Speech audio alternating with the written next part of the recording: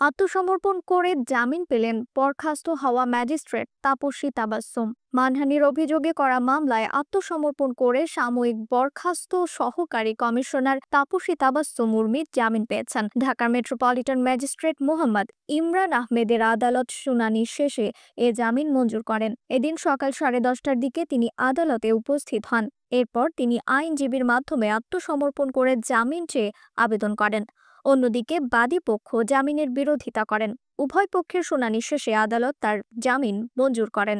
এর আগে গত ৮ অক্টোবর শহীদ আবু সাঈদ সহ অন্য শহীদদের নিয়ে বিরূপ মন্তব্যের অভিযোগে তার বিরুদ্ধে ঢাকার আদালতে মানহানির মামলার আবেদন করেন গণ অধিকার পরিষদের উচ্চতর পরিষদ সদস্য ও গণমাধ্যম সমন্বয়ক আবু হানিফ। এরপর ঢাকার মেট্রোপলিটন ম্যাজিস্ট্রেট জাকির হোসেনের আদালত বাদীর জবানবন্দি রেকর্ড এবং পর্যালোচনা শেষে ২৮ নভেম্বর তাকে আদালতে হাজির হতে সমন জারি করেন। মামলার অভিযোগে বলা হয়েছে, গত ৫ অক্টোবর আসামি উর্মি শুধু শহীদ আবু সাঈদ নয়, সরকারের দায়িত্বশীল পদে থাকা সত্ত্বেও ছাত্র গণ আন্দোলনের মাধ্যমে প্রতিষ্ঠিত সরকার ও সরকার প্রধান নোবেল বিজয়ী প্রধান উপদেষ্টা জনাব ডক্টর মুহাম্মদ ইউনূসের বিরুদ্ধেও অবমাননাকর বক্তব্য ফেসবুকে লেখেন, যার মাধ্যমে সুপ্রিম কোর্টের আপিল বিভাগের রেফারেন্সের ভিত্তিতে সংবিধান সম্মতভাবে গঠিত একটি সরকার প্রধান সম্পর্কে বিষোদগার করা হয়েছে এবং সরকার উৎখাতের হুমকি দিয়ে জনমনে ভীতি সৃষ্টি করা হয়েছে। গত ৬ অক্টোবর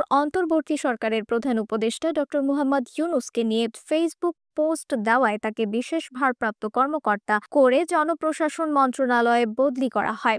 পরে ৭ অক্টোবর তাকে সাময়িক বরখাস্ত করা হয়। তার বিরুদ্ধে চাকরিবিধি অনুযায়ী প্রশাসনিক ব্যবস্থা নেওয়ার প্রক্রিয়াও শুরু হয়। জনপ্রশাসন মন্ত্রণালয়ের জনসংযোগ কর্মকর্তার পক্ষ থেকে এ তথ্য জানানো হয়। রিফাত আরা ইসলাম, ২১ সংবাদ।